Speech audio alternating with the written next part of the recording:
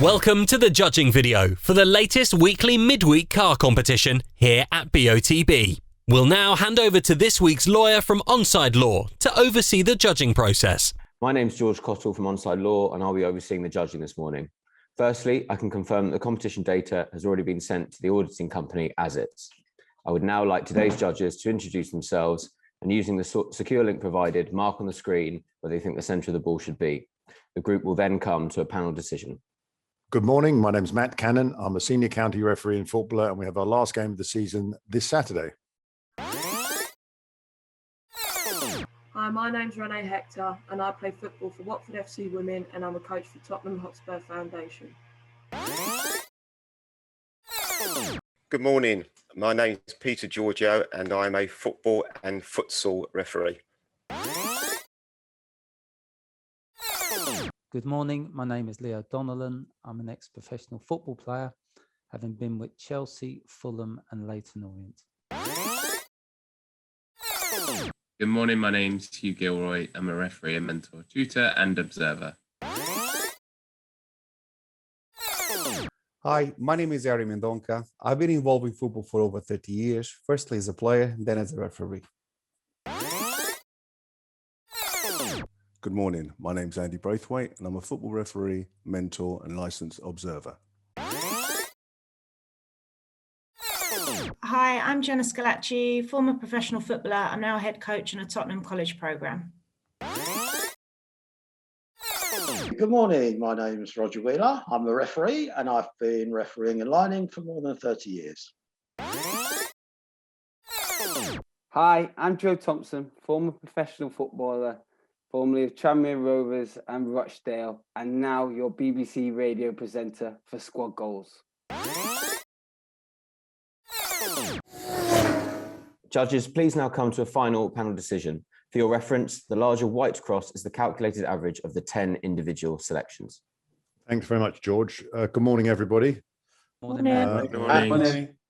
So we got two players in strike. To me, looks like it's going to be a contested header. The player in red and white's got a sort of a grimace on his face. He's looking up at an angle from his forehead, and his arms are both out, ready to draw back. So I think he's sort of in motion from left to right. The player in yellow, I think he's also on the way up. His arms are up and they're tensed. And you can see sort of the shirt line. I think that means he's just starting to his jump, and then he'll pull his arms back again, hopefully to meet the ball. But I personally think that the guy in red and white may be favourite. He looks a little bit more in motion. But I'll draw some lines before I come to you all. We've got a fairly small spread from Leo's here. And a sort of a cluster of us down here just below. And then we've got quite a wide spread from this player in yellow looking up. We'll go through Joe's here slightly to the left. And then we've got Peter ever so slightly out further to the right. Ari, I'll come to you first. I'll magnify yours. Yours is the furthest to the right and ever so slightly the highest. And if I put the magnifier over your selection, how have you seen this and what you think is happening? Well, I felt that the player in yellow has the prime position for this one. The player in red and white, the reason that he's already in the air, he comes slightly from distance, and he's trying to catch up with his movement. That's why he's slightly higher in the picture, because I think he's the position is not favorable for him. So he's getting there, and he's looking in the direction of the ball. Playing yellow is just in the beginning, exactly as you said. He's in the beginning of his jump. He's already with his one arm actually even protecting the player coming from the side, and I felt that looking for the trajectory of their eye lines, that the ball was slightly farther away. Yeah. Okay. Thank you. Andy, you're next to Ari here, a sort of group of three of you that are slightly spread, highlighting yours. How have you seen the picture? Thanks again, Matt. Yeah, Ari's pretty much got it there, in my opinion. The guy in yellow is about to start his jump. Therefore, I believe that the height of the ball is a little bit further away than your cluster. I've taken quite a lot from the guy in red and white. Is the angle that he's looking up is quite sharp. And again, yes, he is trying to come across the guy in yellow, but as I say, I believe that the ball is just that touch higher, purely for the respect that, you know, if it was any closer, then their body shapes to me would be slightly different. Yeah, thank you. And on the top group, I'll come to you, Leo, here, magnifying yours. You're ever so slightly the highest of the spread from the guy in red and white. Do you concur, or have you seen anything different? I slightly differ, Matt. I went a little bit higher because I think the player in red and white, to me, he's looking steeply. So I think he's looking quite high. I think the player in red and white is favourite to win the header. I often say this, but I think if you jump first, you're going to win the header. So if he's above the player in yellow, to me, he's going to win the header. So I would say he's slightly favourite. I've put the ball or my cross just slightly in front of the yellow's eye line. So, you know, with his eye line looking upwards, but a little bit forward. But as I said, I went quite high because, yeah, I think the player in red and white is looking steeply. Yeah, great. Thank you. Next, Joe, I'll come to you. I've magnified your choice here. You're to the left of the majority of people, but obviously in line, you're in a sort of the same trajectory as the majority, well, nearly all of us really, on this sort of slightly lower line through the white cross. And I'll put the ball on yours. How did you see this? Thanks, Matt. Really appreciate. Yeah, I have to agree with Leo in that sense. I feel like the player in red and white is favourite, and the reason being that, like, the player in the yellow has got that left arm, as we look at it, trying to protect himself, and like you say, with the trajectory, it's there, and if you do jump first, you do tend to be the winner. So I've gone slightly left of the pack. But yeah, we will see. Yeah, I mean, do you agree? I mean, I thought that the player in red and white was coming across the picture, you know, powering into the header, and the guy in yellow. I just feel like he's got the momentum. Yeah. Yeah, and the other guy's and just like jumping straight up, isn't he? Yeah, okay.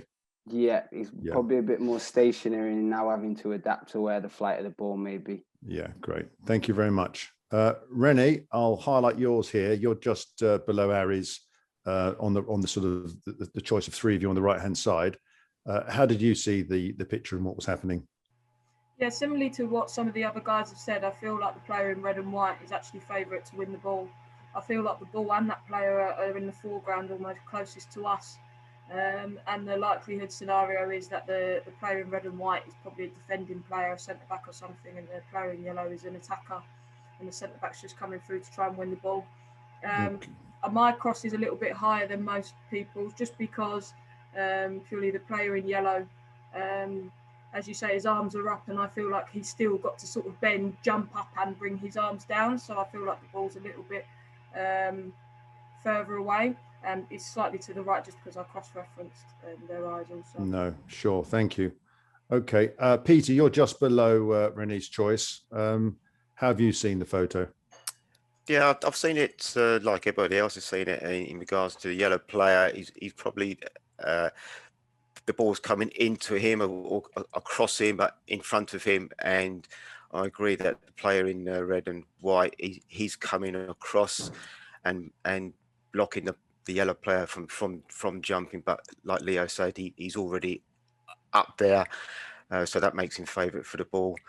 And I've cross-referenced the eye lines and the facial expressions and the angle of their heads, and that's where I put the centre of the ball.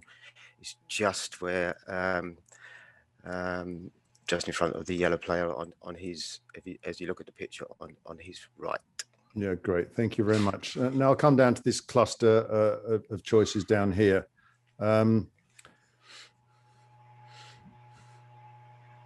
Next to mine, Hugh, I'll magnify yours. You're just to the right of me here, and on the sort of in this sort of small cluster. How did you see the photo and the action and what's happening? Thanks, Matt. Yeah, I've got to say I agree. I think that the red player's favourite to win it. And kind of for that reason, I put it a bit lower because I think he is getting towards the top of his jump, but also he's going to come across and meet it. So I used the yellow player's eye line, but kind of didn't take the height from him because I think he's going to be second to it anyway. Yeah. So yeah, very, very similar, but for that reason, put it that bit lower because I think the red's going to jump kind of diagonally to meet the ball and win it. Yeah, great, thank you. And Jenna, I've highlighted yours here, magnified it, and I'll put the magnifier over it here. You're just to the right of Hugh and myself. And how did you see the situation? Similar to Hugh, really. I felt the guy in red and white, he was in the air. He probably at the top of his jump and going to power through to meet the ball. The player in yellow, obviously, like everyone said, he's on the floor. He's got his arm up trying to protect himself. But I do think I've gone lower because I believe the guy in red and white, he's already in the air. So now he's just about to meet the ball. Yeah, thank you very much. And lastly, Roger, I'll magnify yours. You're sort of the most central of all the choices, and I'll magnify the ball there. How have you seen this photo and what's happening? Yeah, very much as Jenna and Hugh said. I thought they were quite close to getting the ball, and the guy, the yellow guy, I just felt he was caught a little bit flat-footed. He was on the ground and his arms are up because he's sort of straining to take off. But the player in red is already coming in the air, favourite to win the ball, and he's powering through. So it's mainly his eye line for the height that I'm going for. Yeah. Okay. Thank you. So the majority of us think that the red player is going to win. There's a couple of people who think the yellow player is going to head the ball. But obviously we've got quite a big spread right to left. And I'd like to look at this yellow player's eyes. And I do think that personally, if I draw another line in, I can't see him looking. I mean, that goes through mine. I think the spread is a little too wide, and certainly too wide with Joe's there. Obviously, the ball, I think, is in front of the yellow player, and I think someone eloquently put it that the head positions, this player's on a slightly different plane looking up to the ball than the player in red and white. So what I will do is I will undo the yellow player's eyes. I will draw this back into here, and then I will redraw the vision up from this player really through Leo's, and then again up through Peter's, and the quadrant becomes a fairly bit smaller. But if I put the magnifier over this white average, there's quite a lot of people outside the magnifier. So first I'm going to remove Joe, which brings it more centrally into this quadrant. And as we see, we've got 4 in a main cluster at the bottom, and then 5 that are sort of more spread out at the top. And I think because they're further spread, it sort of skews the average a little bit too far. So if I remove Ari as well, it brings the cluster down. We have sort of Leo's to the left, and we've still got RENEE, Andy, and Peter's to the right and a bit above, which I think helps to balance it out. And as I said before, I don't think it means that Ari's choice isn't valued. It's just that I believe it skews it a bit too far out as a spread. As you said, with Ari's kept in, he's still not within the magnifier, and it takes this small cluster here of the 4 judges a bit further out. So what I'd like to do is go to a vote to proceed with this with Joe and Ari's removed, and I'll put them back in just quickly. So it does move away from this average a little bit, but it moves enough, I think, to make it a little bit more I suppose viable for the players of the competition. It's a tighter cluster than with them kept in. So with that in mind, RENEE, if I could have your vote to say to proceed with the 8 choices. Yeah, I'm happy with the average. Yeah, okay, thank you. Peter? I have 50-50 on this one because I'd keep them in. Okay, that's fine. Leo? I will keep them in. Okay. Hugh? I'd say remove, but not because they're not viable, but just to bring us that bit closer because we are spread out. Yeah, absolutely. That's all this is about, is getting the cluster a little bit tighter than it is. Ari? I would keep myself in because I felt that we have two clusters over there. We have in this case 4, 5 below and 5 above. I don't see how we can do a preference for 4 below and not include the 5 above. So I would keep everybody. Okay, that's fine. I mean, I would say that all I'd say on that is the 4 below are tight, so it's a cluster. Yeah, and then you have 5 above. Yeah, as well. So I don't see how you can do a preference for 4 below. Okay, let me finish what I'm saying. Is I think it may be a language thing. That is a cluster because they're tight. The choices above aren't a cluster because they're spread. That's the difference. So in that view, you would have to take the 5 above because you feel that the cluster is tighter and all the other above they wouldn't matter, and I don't feel that. No, I didn't say they didn't matter. So what I'm saying is that when you have choices that are a bit more spread, it isn't a cluster. It's more spread, and by removing one, the average that's shown on the computer screen moves a few pixels, but it's enough pixels to make it viable. If you add them back in again, the choices and the spread are different. You are taking preference out of 4 while we have 5 above. That's what I'm saying. No, you've got 4 above at the moment, 4 below now. So that's a level playing field. What I'm saying is if you have 5 above, especially with a choice of say yours, which is slightly above there, it does move it exponentially further to the right because it's further away. That's the explanation I have. But I understand your point. My vote would be to yeah. Thank you. I've got that. Andy? From my own selection, I would keep Aries in. Okay. Jenna? I'd keep in. In. Okay. Roger? I would take it out, just leave the 8, which are then all covered by the ball. Yeah. Thank you very much. And lastly, Joe? Tend to agree with the majority. I would take it out. Take it out. Okay. Well, interesting. We have a 50-50 split of 5 to keep in and 5 to remove. And as before, as lead judge, I'm going to go with the decision to proceed to judge at this calculated average with both Joe and Ari's selections removed.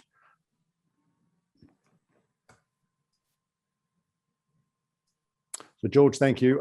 After a 5-5 vote and my casting vote, we've decided to proceed with Joe and Ari's choices removed and judge at the average. Great. Thanks very much, Matt. So if you're all happy, please go ahead and click submit.